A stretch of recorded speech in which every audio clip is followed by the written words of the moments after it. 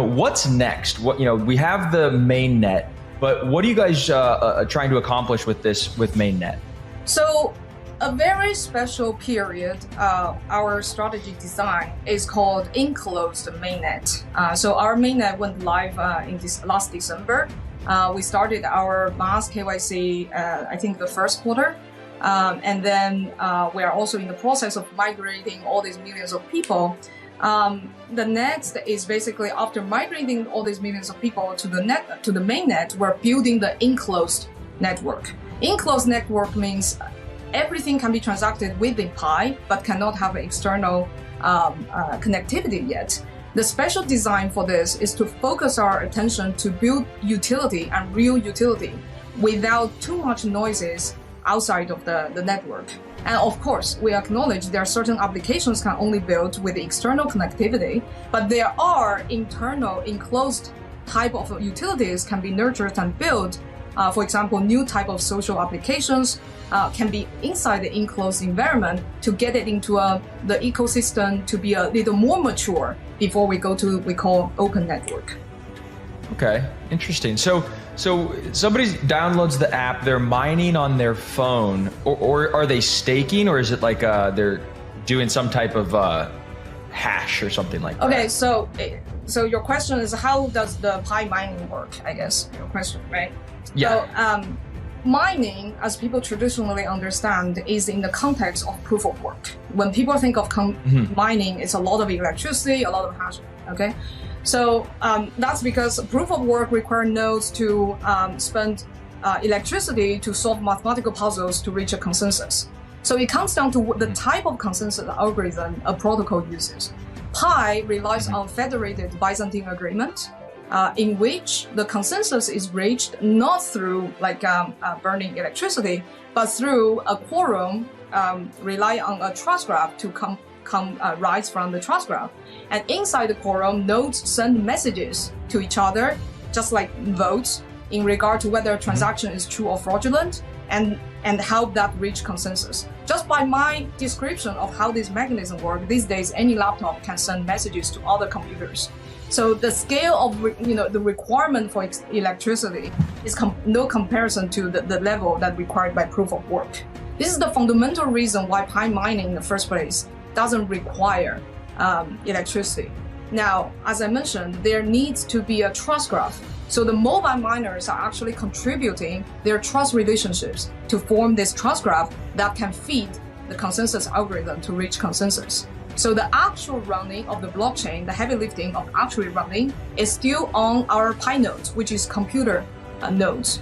So, but the required efforts of our Pi nodes is different from the Bitcoin nodes. And then they're also rewarded in Pi in conjunction with the mobile miners. So in the broader sense of the mining is that individuals or nodes contribute to a consensus algorithm for it to reach consensus. In return, they receive rewards of that protocol. You guys envision Pi network ever interacting, or Pi network users ever interacting with their Pi tokens on other chains, right? Is it going to be this cross-chain future with bridges or atomic swaps, or is it kind of going to be maybe like one blockchain to rule them all? What's your guys' view? Yeah, well, the sky's the limit. We are not here to enclose the world in just one technology. We are always open to collaborate with other technologies. We believe in open standards and open networks. We see what happens with platforms when they become too enclosed and the power that comes with that, and also the impacts that they have to consumers. There is even in the news lately about new recent policies that the various application platforms, mobile application platforms, are constantly changing to enforce different rules. So we are always open. We expect that there's benefit in collaboration between platforms, of course.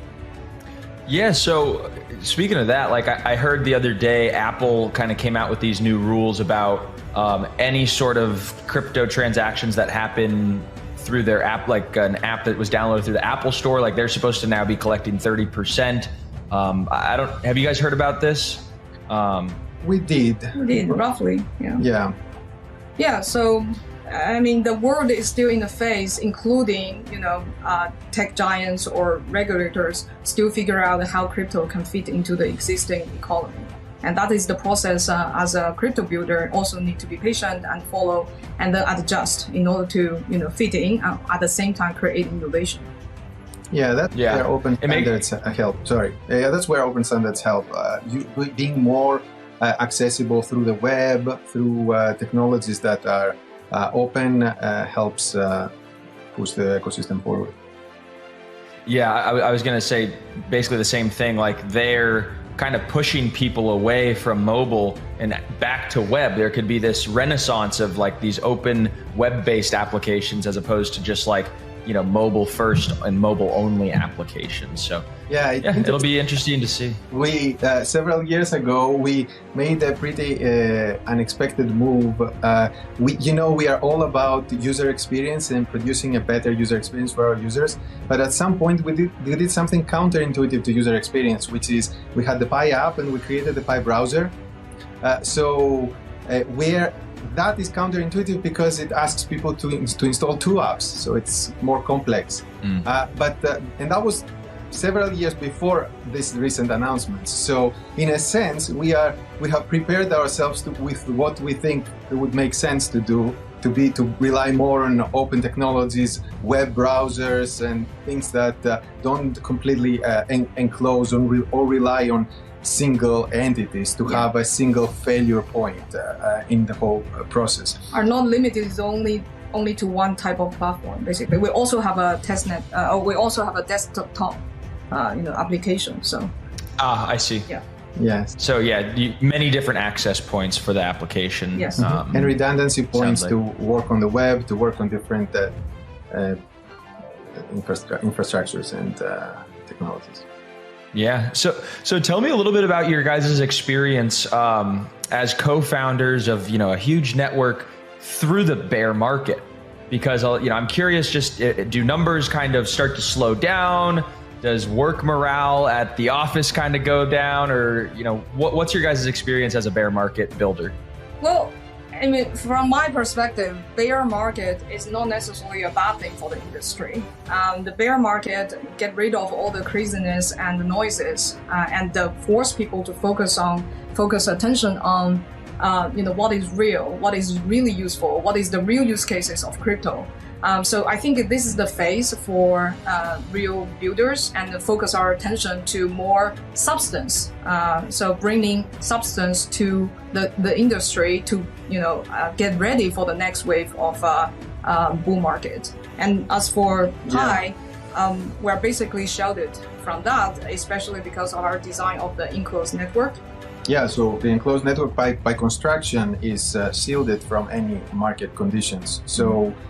For example, this KYC application that we have where people need to spend 1 Pi to KYC themselves, and that Pi is split across all the people who are helping you to get your KYC validated. During the bull market, it cost 1 Pi to KYC yourself. During the crash, it still cost 1 Pi, and now during the bear market, it still costs 1 Pi. So it was completely But how much is 1 Pi in dollar terms?